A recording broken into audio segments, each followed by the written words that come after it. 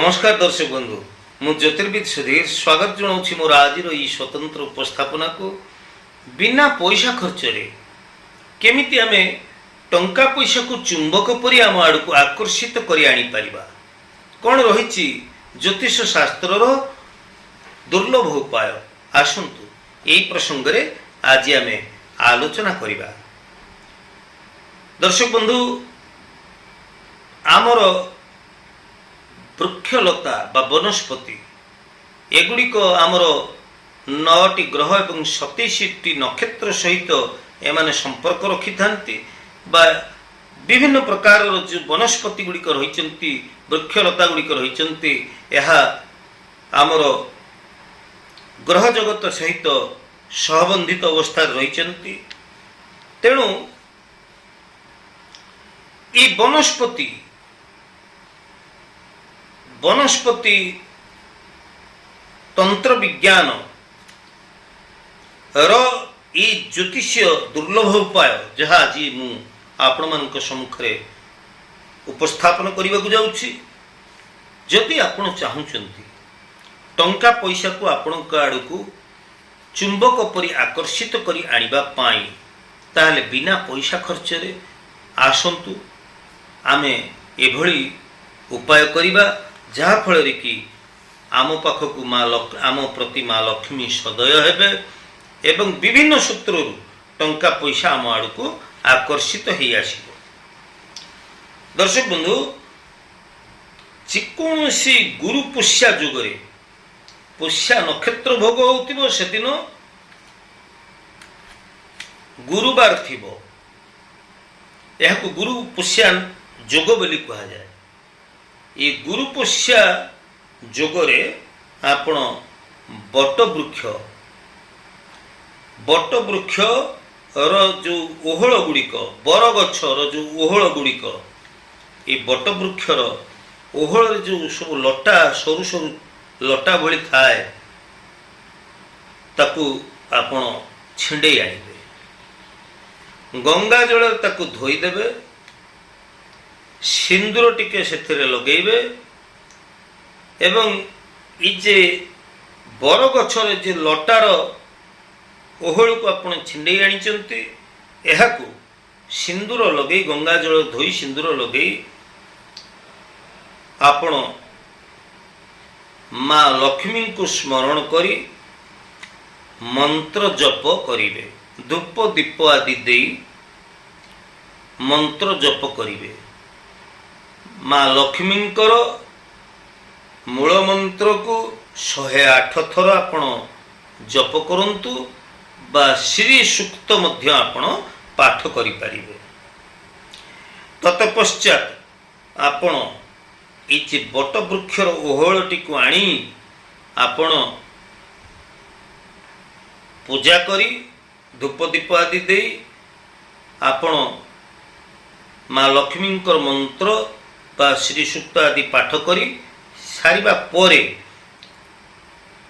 टिके लाल कपड़ा रे याको बांधी दे आपण याको निजर कैश बॉक्स रे ट्रेजरी रे बा आपनकर व्यवसाय स्थल रे आपण याको रखी दियंतु। विभिन्न सूत्ररु अटकी रही थिबा अर्थ आपणकर आदाय हबार बाट खोली जीवो एवं विभिन्न सूत्ररु आपण को अर्थ लाभ हेबो ही हेबो परीक्षा करंतु। दर्शक बंधु आउ गोटे उपाय मु आपन कहबी जे बिना पैसा खर्च रे केमिति आपण चुंबक परि पैसा टंका पैसा को आकर्षित करि परिबे। शुक्ल पक्ष शुक्रवार दिन माँ लक्ष्मी को स्मरण करी आपण ठीक संध्या समय रे शुक्रंकर होरा समय रे आपण अस्वस्थ गछ मूल को जानतु अस्वस्थ गछ मूल टिके माटी आपण नहीं आसतु एवं ये माटी को आपण नहीं आसी गोटे छोट गोल बॉल भाया को ଗୋଲ ବଲ୍ ଭଳି ଏହାକୁ ତିଆରି କରିଦିଅନ୍ତୁ ଏବଂ ଗୋଟିଏ ପାତ୍ରରେ ଏହାକୁ ରଖନ୍ତୁ।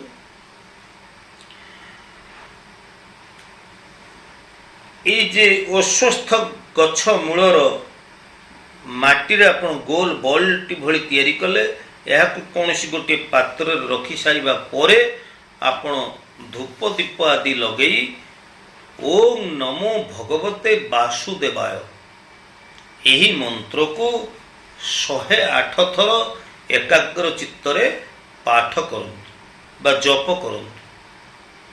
ଜପ କରି ସାରିବା ପରେ ହଳଦିଆ କପଡ଼ାରେ ଏହାକୁ ବାନ୍ଧି ଆପଣ କ୍ୟାଶ୍ ବକ୍ସରେ ସାଇତି ରଖନ୍ତୁ। ଆଉ ଦେଖନ୍ତୁ, ଚୁମ୍ବକ ପରି ବିଭିନ୍ନ ସୂତ୍ରରୁ ଆପଣଙ୍କର ଅର୍ଥ ଆଦାୟ ହେବାର ରାସ୍ତା ଖୋଲିଯିବ। ଅନେକ ଦର୍ଶକ କମେଣ୍ଟସରେ ମୋର ଲେଖନ୍ତି ଯେ ବାକି ଟଙ୍କା ପଡ଼ି ରହିଛି, ଯେତେ ମାଗିଲେ ମଧ୍ୟ ବାକି ଟଙ୍କା ଆଦାୟ ହୋଇପାରୁନାହିଁ, କେମିତି ଆମେ ଉଧାର ଦେଇଥିବା ଅର୍ଥକୁ ଆଦାୟ କରିପାରିବା?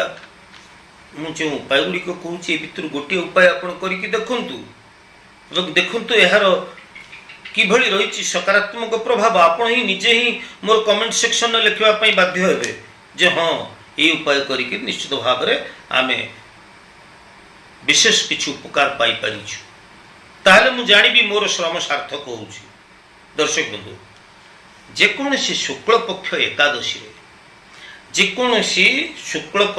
ଏକାଦଶୀରେ ଆପଣ ତୁଳସୀ ଗଛ ସନ୍ଧ୍ୟା ସମୟରେ ତୁଳସୀ ଗଛ ପାଖରେ ଘିଅର ଦୀପଟିଏ ଜାଳି ଦିଅନ୍ତୁ ଏବଂ ଆପଣ ତୁଳସୀ ବୃକ୍ଷକୁ ପ୍ରଣାମ କରନ୍ତୁ ଏବଂ ତୁଳସୀ ବୃକ୍ଷ ମୂଳରୁ, ତୁଳସୀ ଗଛରେ ହାତ ଲଗାନ୍ତୁ ନାହିଁ, ତୁଳସୀ ଗଛର ମୂଳରୁ ଆପଣ ମାଟି ଟିକେ ସଂଗ୍ରହ କରି ଆଣନ୍ତୁ ଏବଂ ଆପଣ ଏଇ ତୁଳସୀ ଗଛ ମୂଳରୁ ଯେଉଁ ମାଟିକୁ ସଂଗ୍ରହ କରି ଆଣିଲେ ତାକୁ 3ଟି ଛୋଟ ଛୋଟ ବଲ୍ ଭଳି 3ଟି ମାଟିର ବଲ୍ 3ଟି ଆପଣ ତିଆରି କରିଦିଅନ୍ତୁ ଏବଂ ଏଇ ମାଟିର ଗୁଲିରେ ଆପଣ ବା ବଲ୍ରେ ଆପଣ ସିନ୍ଦୁର ଟିକେ ଲଗାନ୍ତୁ। ସିନ୍ଦୁର ଲଗାଇ ସାରିବା ପରେ ଆପଣ ଏଇ 3ଟି ମାଟିର ବଲ୍କୁ ବା ଗୁଲିକୁ ଆପଣ ମଙ୍ଗଳବାର ଦିନ ସ୍ଥାନୀୟ ହନୁମାନ ମନ୍ଦିରକୁ ନେଇଯାଆନ୍ତୁ ଏବଂ ହନୁମାନଙ୍କୁ ଆପଣ ଏହାକୁ ଛୁଆଇ ଆଣନ୍ତୁ। ହନୁମାନଙ୍କୁ ପ୍ରାର୍ଥନା କରନ୍ତୁ। ହନୁମାନଙ୍କୁ ଆପଣ ଜଣାନ୍ତୁ ଯେ ବିଭିନ୍ନ ସୂତ୍ରରୁ ଟଙ୍କା ପଇସା କିଭଳି ଯେଉଁ ହେଡ଼୍ରେ ଆପଣଙ୍କର ପଇସା ପତ୍ର ବ୍ଲକ୍ ହେଇକି ରହିଛି ବା ଅଟକି ରହିଛି, ସେ ପଇସା ଗୁଡ଼ିକ କେମିତି ଶୀଘ୍ର ଆଦାୟ ହୋଇଯାଉ ଏବଂ ବିଭିନ୍ନ ସୂତ୍ରରୁ ମୁଁ କରୁଥିବା କାର୍ଯ୍ୟରେ ବିଭିନ୍ନ ପ୍ରକାର ସୂତ୍ରରୁ ମୋ ପାଖକୁ ପର୍ଯ୍ୟାପ୍ତ ପରିମାଣରେ ଅର୍ଥ ଆସୁ, ଏଥିପାଇଁ ଆପଣ ପ୍ରାର୍ଥନା କରି ହନୁମାନଙ୍କୁ ସେଇ ତୁଳସୀ ମୂଳର ମାଟିର ଯେଉଁ 3ଟି ଗୁଲି କରିଛନ୍ତି ତାକୁ ଆପଣ ନେଇ ଆସନ୍ତୁ ଏବଂ ଘରକୁ ନେଇ ଆସିବା ପରେ ଆପଣ ଘିଅର ଦୀପଟିଏ ଜଳେଇ ଉତ୍ତରାଭିମୁଖ ହୋଇ ମା ଲକ୍ଷ୍ମୀଙ୍କର ମୂଳମନ୍ତ୍ରକୁ ଆପଣ 108 ଥର ପାଠ କରନ୍ତୁ ବା ଶ୍ରୀ ସୂକ୍ତ ଟିକେ ପାଠ କରନ୍ତୁ।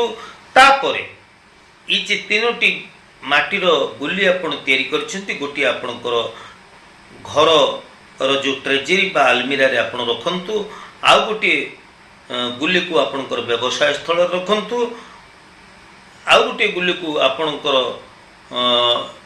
ଯେକୌଣସି ମୂଲ୍ୟବାନ ଦ୍ରବ୍ୟ ଆପଣ ରଖୁଛନ୍ତି, ଯେମିତିକି ଆମର ଖାଦ୍ୟ ଶସ୍ୟ ଗୁଡ଼ିକ ଯେଉଁଠି ଷ୍ଟୋରେଜ୍ ହେଇ ରହୁଛି, ଧାନ ଚାଉଳ ଆମେ ଯାହା କିଛି ରଖୁଛେ, ତାହେଲେ ସେ ଜାଗାରେ ମଧ୍ୟ ଆପଣ ଗୋଟିଏ ରଖିପାରିବେ ବା ଆପଣଙ୍କର ରୋଷେଇ ଘରେ ପବିତ୍ର ସ୍ଥାନରେ ଆପଣଙ୍କର ଚାଉଳ ବାକ୍ସରେ ମଧ୍ୟ ଏହାକୁ ଆପଣ ସାଇତି ରଖିପାରିବେ।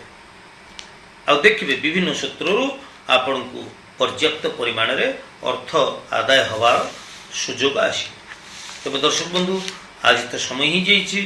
ଆଜିର ଉପସ୍ଥାପନାଟି ଆପଣଙ୍କୁ କେମିତି ଲାଗିଲା ନିଶ୍ଚିତ ଭାବରେ ଆପଣଙ୍କର ସୁଚିନ୍ତିତ ମତାମତ ମୋତେ ଜଣାଇବେ। ଯଦି ମୋର ଭିଡ଼ିଓ ଆପଣମାନଙ୍କ ପାଇଁ ଉପାଦେୟ ହୋଇପାରୁଛି ବୋଲି ଆପଣ ଭାବୁଛନ୍ତି, ନିଶ୍ଚିତ ଭାବରେ ମୋର ଭିଡ଼ିଓକୁ ଆପଣ ଗୋଟିଏ ସବସ୍କ୍ରାଇବ୍ କରିବେ, ଲାଇକ୍ କରିବେ ଏବଂ ଆପଣମାନଙ୍କର ପ୍ରିୟ ପରିଜନ ପାଇଁ ଆପଣ ବହୁଳ ପରିମାଣରେ ମୋ ଭିଡ଼ିଓକୁ ସେୟାର ମଧ୍ୟ କରିବେ। ଆଜି ତ ସମୟ ହେଇଛି ଦର୍ଶକ ବନ୍ଧୁ, ପୁଣି ପରବର୍ତ୍ତୀ ଅଧ୍ୟାୟରେ ଦେଖା ହେବ। ସେ ପର୍ଯ୍ୟନ୍ତ ମୁଁ ବିଦାୟ ନେଉଛି। ଜୟ ଜଗନ୍ନାଥ।